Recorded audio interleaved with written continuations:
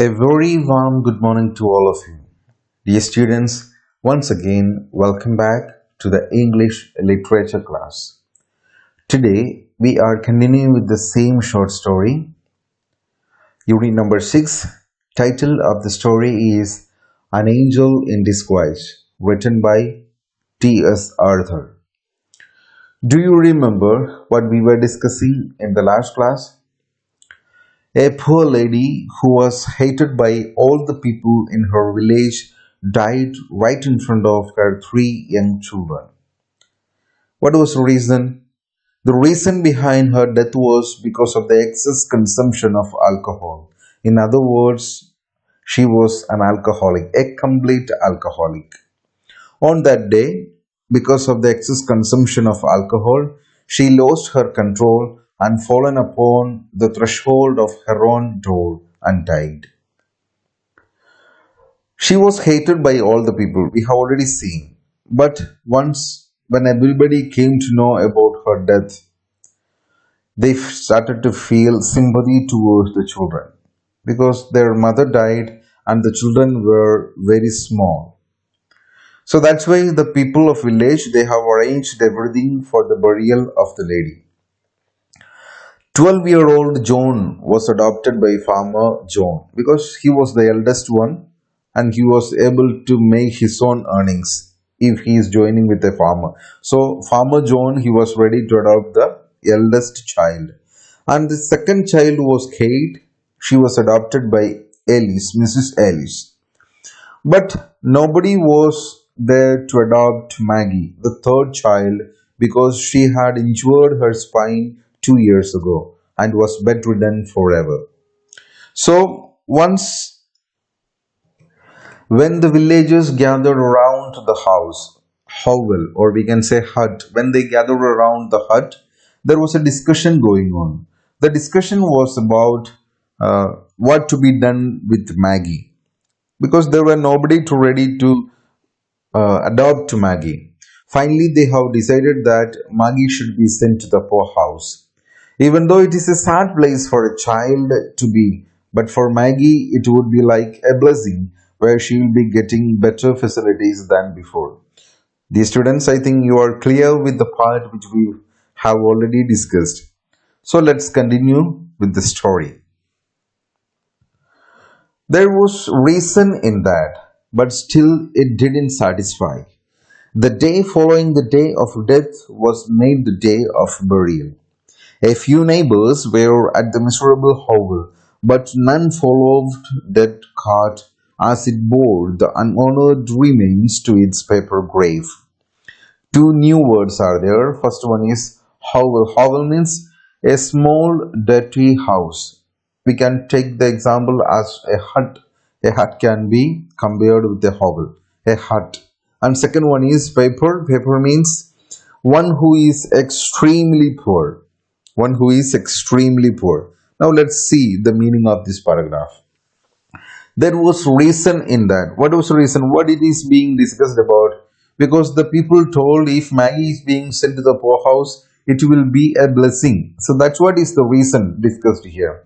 There was reason in that, but it didn't satisfy. It was not a satisfactory reason. It was not a satisfactory answer.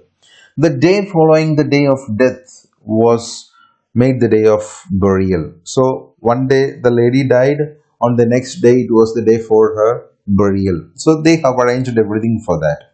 A few neighbors were at the miserable hovel. So some of the peoples of that village they have gathered around the hut because the three children they are already there. But none followed that cart as it bore the unhonored remains to its paper grave.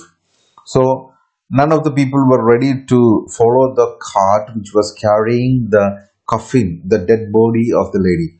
None of them were ready to follow it because they considered it is something like an insult to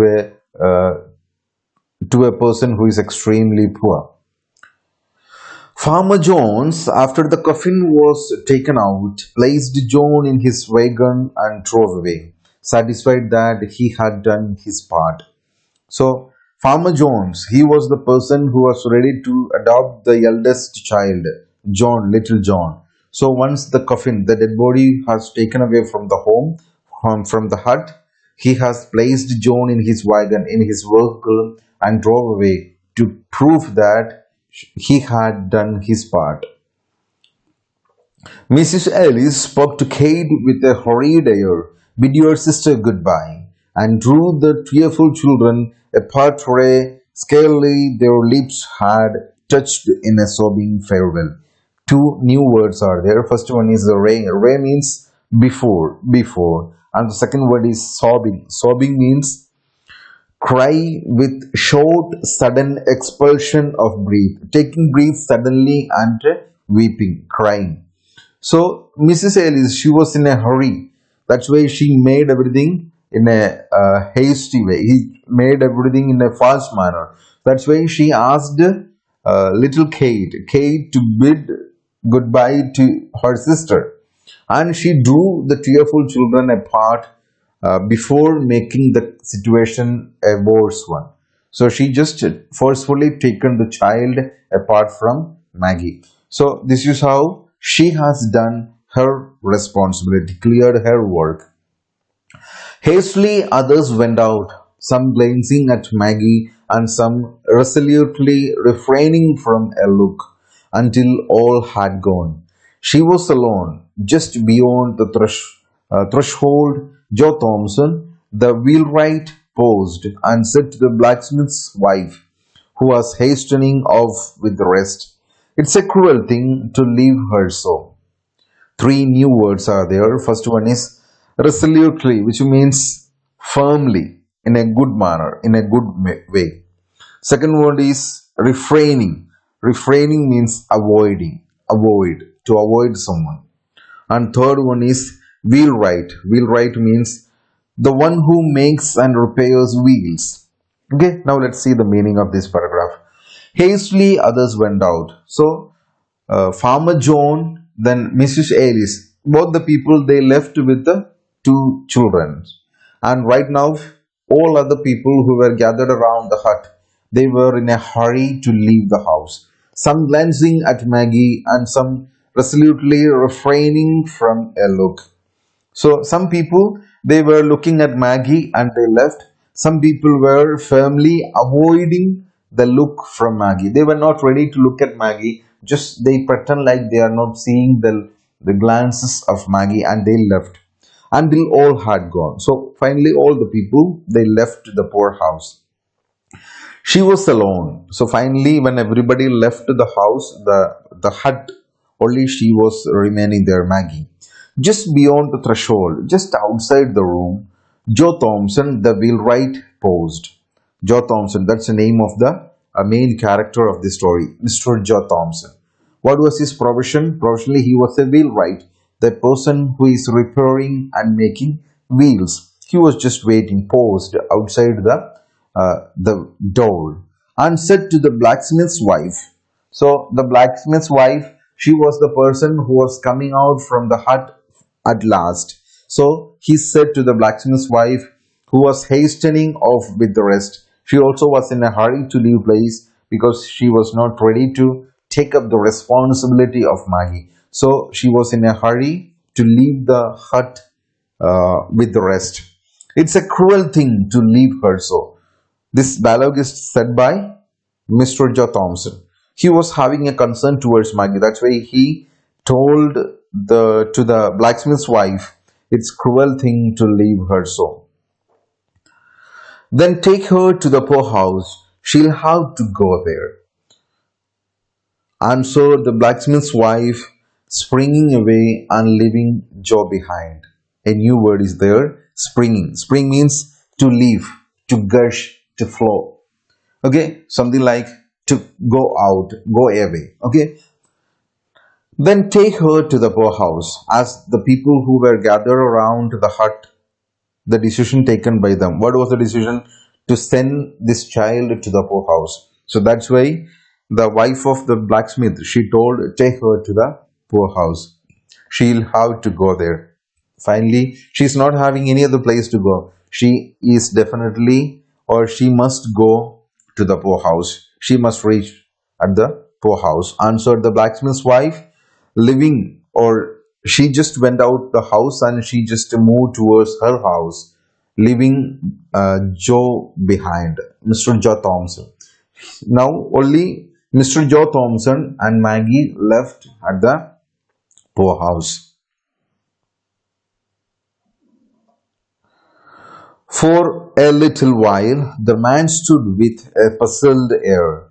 Then he turned back and went into the hovel again. There's a new word, that is puzzled. Puzzled means confused. So for a few seconds he stood there right in front of the door. He thought for something. He waited for some time and thought something because there was a confusion going on in his mind. Then he turned back and went into the hut, that poor lady's house again. Maggie, with painful effort, had raised herself to an upright position and was sitting on the bed, straining her eyes upon the door out of which all had just departed. A vague terror had come into her thin white face. There's a new word. Vague means uncertain or unsure, something which is not sure about. Okay, so finally, Maggie, with painful effort, had raised herself to an upright position. You might have seen in different videos or movies somewhere how the patients are being sitting on a bed with the support of the pillow. Okay, same way, Maggie was trying to sit in an upright position and was sitting on the bed, straining her eyes upon the door. So she was just looking towards the door side through which or by which all the people had just departed. So through which door all the people just departed. To that direction she was looking and was sitting on the bed in an upright position. A kind of unsure terror had come into her thin white face because she was knowing that she is the only person left in that hut right now. So it gave a kind of fear in her mind. It was visible on her white face. "Oh, Mr. Thompson," she cried out, catching her suspended breath, "don't leave me here all alone." So by the time Mr. Joe Thompson, who came inside the hut, so Maggie saw Mr. Joe Thompson and she cried in a loud voice. She told, "Oh, Mr. Thompson, don't leave me here all alone." She cried out, catching her suspended breath. So once when she saw Mr. Joe Thompson, she told, "Don't leave me here alone." By saying that, she got her strength because instead of fear, now there is an confidence in his mind, in his heart. That's why she told, "Don't leave me here alone." And she caught her suspended breath.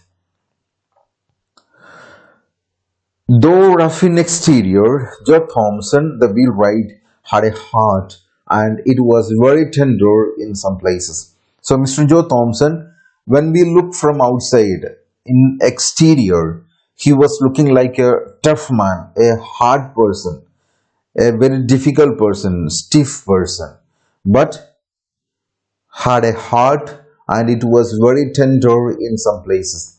In some part of his heart, he was having a concern. He was having a humanitarian concern towards others. That's why he was feeling sympathy towards Maggie. He liked children and was pleased to have them come to his shop where sleds and wagons were made or mended for the village lads without a draft on their hoarded sixpences. Three new words are there. First one is sleds. Sleds means sledge, a small light vehicle with runners. For better understanding, I can give you an example. You might have heard about Santa Claus. How Santa Claus is coming, what's his official vehicle? A particular kind of vehicle with a particular shape and frame, which will be pulled by some kinds of animals, which is moving on the snow. Okay, so that particular kind of vehicle is being known as sledge. Next word is lads. Lad means a boy or young man. And the third word is Sixpences. Sixpences means a small coin of UK. Okay, yes. Six pennies together is being known as sixpences. Now let's see. He liked children. Mr. Joe Thompson, he loved children and was pleased to have them come to his shop. He was very happy when children were visiting his shop, where sleds and wagons were made or mended for the village lads. So in his shop, he was repairing sleds and wagons because he was a wheelwright without a draft on their hoarded expenses. Even without looking whether the children are having enough money or not, he was not keeping any record. Even children were not giving money, he was not saying anything because for his service, the expense was like sixpences. Sixpence means six pennies together. Even some children, if they are not able to pay, he was not bothered about it. He was giving a concern towards them. No, dear, he answered in a kind voice, going to the bed and stooping down over the child. You shall not be left here alone. A new word is there, stooping. Stooping means bend one's back forward from the wrist, something like we are bowing against someone. Just bow down to show respect. Since the child is lying on the bed, Mr. Joe Thompson, he went near to the bed to the child and he just bent down over the child and told, no, dear, you shall not be left here alone. At any cost, don't worry, my dear child, you will not be left here alone. I will be with you. Even though the rest of the whole people leave you, I'm not going to leave you here alone. Then he wrapped her with the gentleness almost a woman in the clean bedclothes which some neighbors had bought, and lifting her in his strong arms, bore her out into the air and across the field that lay between the hovel and his home. So he went near to Maggie and wrapped her with the gentleness almost a woman. How a woman is taking care of a child in such a soft manner. He just wrapped her in a clean bedclothes which some neighbor had bought. So we have already seen in the first part, some villages they have bought good clothes for the children as well as for the burial ceremony of the lady. So among them, he took some good bedclothes, clean bedclothes, and with that he wrapped her and lifted her in his strong arms. He just took her in his arms, bore her out into the air and across the field that lay between the hovel and his home.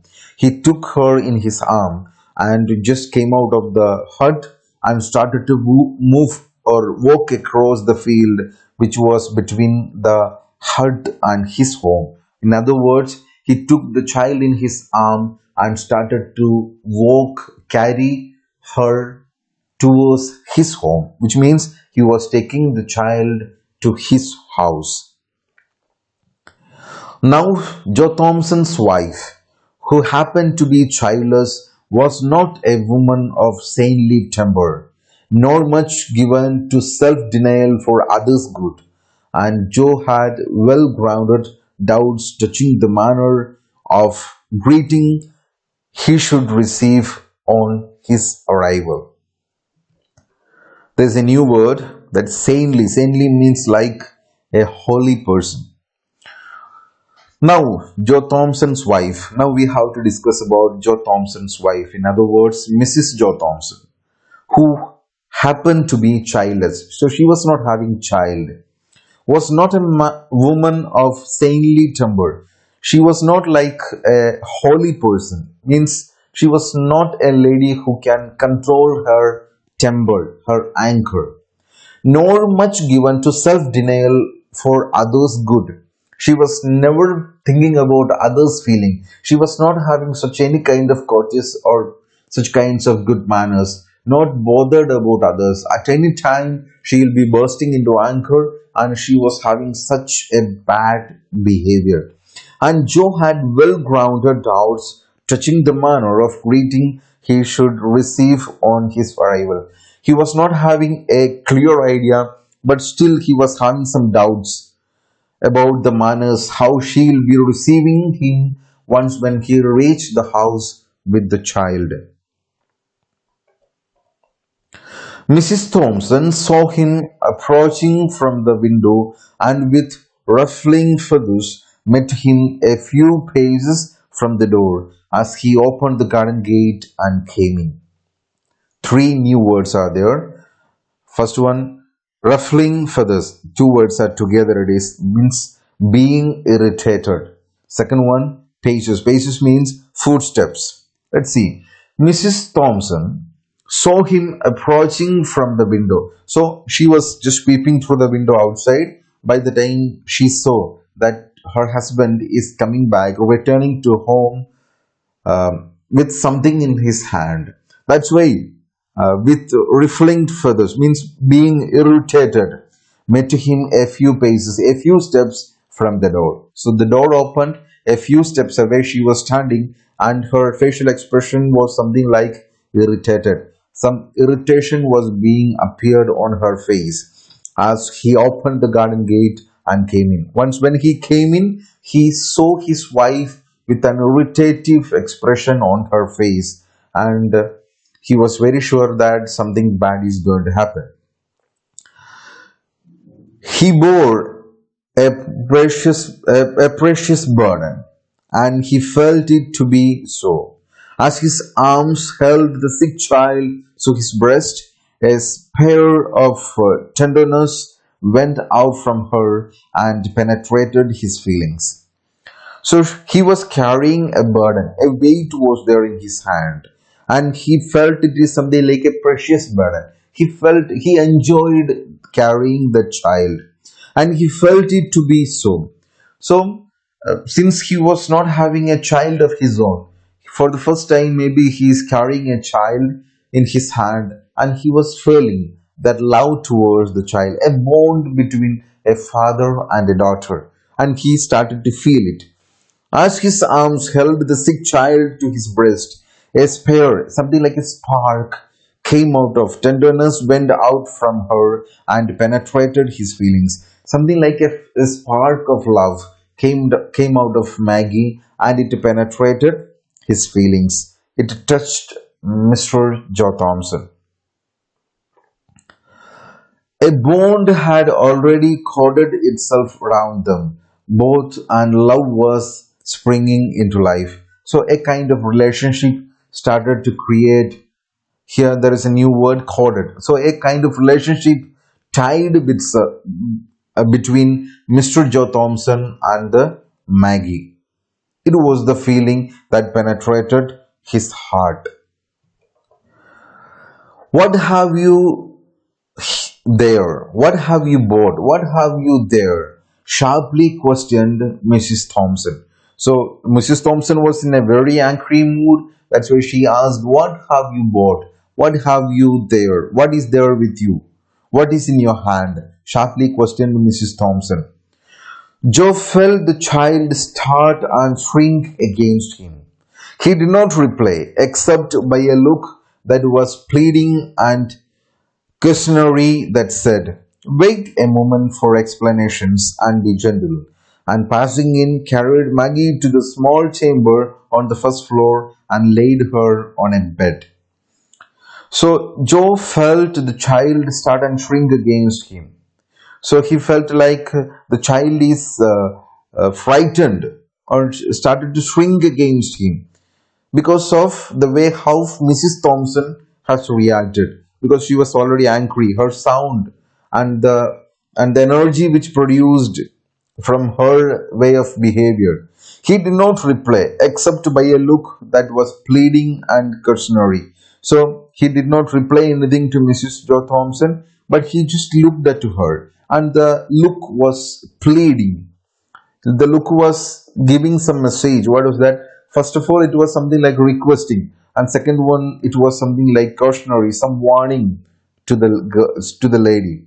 And what was that? Wait for a moment. Wait a moment for explanation. That was the pleading. And what was the warning? And be gentle. Be gentle. Be careful. Be careful about your behavior. That was the warning, cautionary given from the look how Mr. Joe Thompson looked at the lady means look at his wife. This was the message conveyed by his look. And passing in, he just came inside the house, carried Maggie to a small chamber on the first floor. On the first floor, there was a small chamber. He just carried Maggie to there and laid her on a bed. So just arranged a bed there and he kept the child on that bed. Joe felt the child start entering against him. He did not reply, except by a look that was pleading and cautionary that said, wait a moment for explanations and be gentle. And passing in, carried Maggie to the small chamber on the first floor and laid her on a bed. Then, stepping back, he shut the door and stood face to face with his vinegar tempered wife in the passageway outside. There's a new word. Vinegar tempered means ill tempered, very angry in a negative manner. So he kept the child on the bed, then he stepped back, then he shut the door and stood face to face with his vinegar tempered wife. He just stood face to face with his wife in the passageway outside. You haven't brought home that sick brat. Anger and astonishment were in the tones of Mrs. Joe Thompson. Her face was in a flame. So Mrs. Thompson asked, I hope that, or and I believe that you haven't brought that sick, useless child. Brat means useless child. That's what was the question asked by Mrs. Joe Thompson. There is a new word, astonishment. Astonishment means being great surprise. Anger and surprise were in the tones of Mrs. Joe Thompson. Her face was in a flame. She was in a very angry and she asked, I believe that you haven't brought that sick, useless child into our home. So, dear students, this is what I would like to share with you today. With this, we are just winding up today's class. In the next class, we will be continuing the same story, the remaining part of the short story. Still, we meet again in the next class. I would like to sign off. Thank you.